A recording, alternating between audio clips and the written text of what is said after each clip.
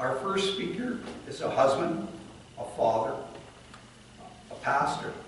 Tonight, he is sharing a modern retelling of a Bible story. The title of the speech is The Case of Blind Bart. Kevin Hendren, please help me welcome.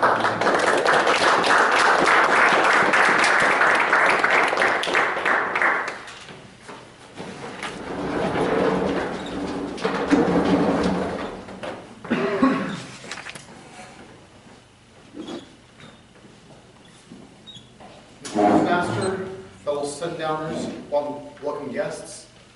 It was a warm winter day, around -5 degrees. The crowds were lining the streets, all in excitement to see the big man in red suit, with a big belly full of jelly. Looking in the sky, you could see little snowflakes coming down, little shimmering lights.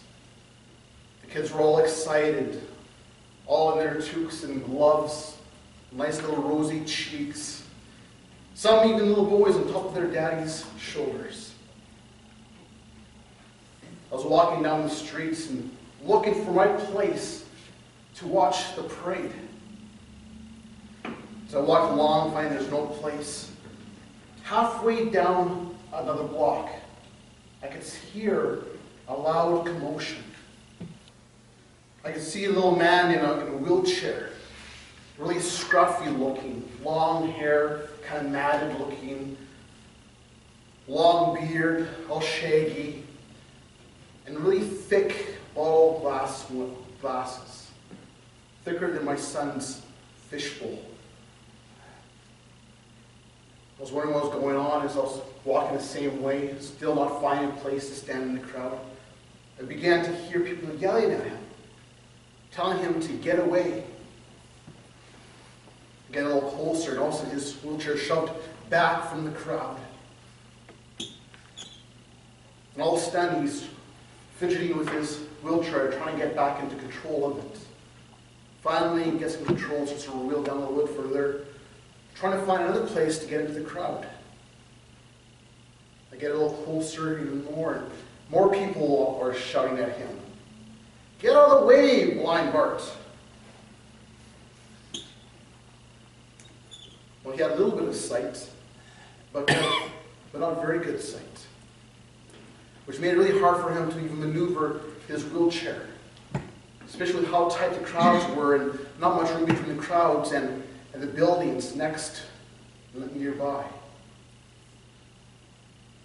He still pushed off along the way, out of the way, and soon I'm right near blind Bart. He's trying to get in another spot, and another person pushes him back, and he's trying to fumble his way, get in control again. This time, really right in front of me, causing me to trip and fall onto the ground.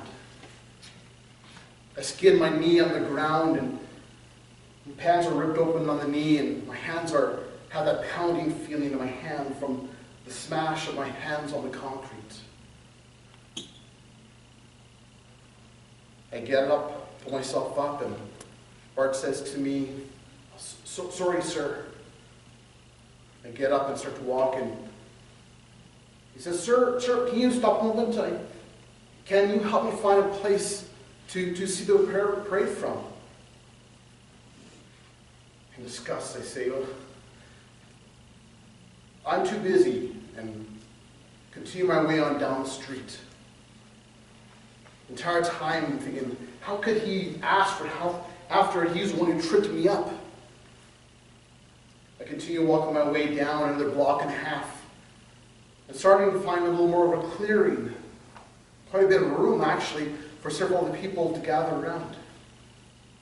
As I'm standing there waiting for the parade to start, all of a sudden my conscience started to prick me.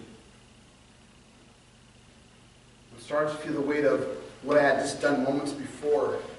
And thinking about the rest of the crowd and how I was no better than those who had pushed him away. could I have done something like that, to have been so rude to a man who was in need and in help?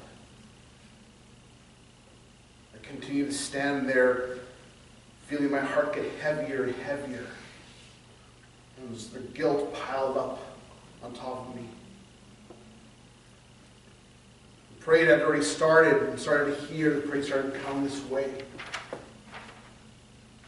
I could hear the crowd getting even more excited, but I was not excited.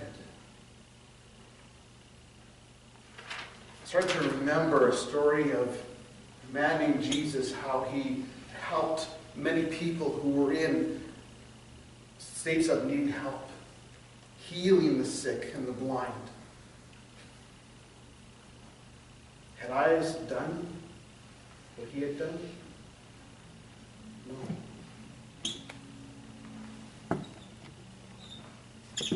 As I thought through what Jesus would have done, I decided to go back. And each step I took closer to Bart felt like a weight was dropping off with each step. And soon my walk became a full sprint towards Bart. And I said to him when I got to him, "Come with me. I'm sorry for how I treated you moments ago. Come with me. There's a lot of spots open down here." We started to go down. I pushed him in his wheelchair down to dodge all of the rest of the crowd on the way and dodging the mailboxes and signposts along the way. So finally we're at the spots where there's room for both he and I to stand. This story is an illustration, and I hope is an encouragement to all of us. That we make sure that we take care of those who are around us. Those who are maybe who are less fortunate than us. And even though Christmas is long past now, may we always have the Christmas spirit to take care of our fellow man and woman. Mr. Toastmaster.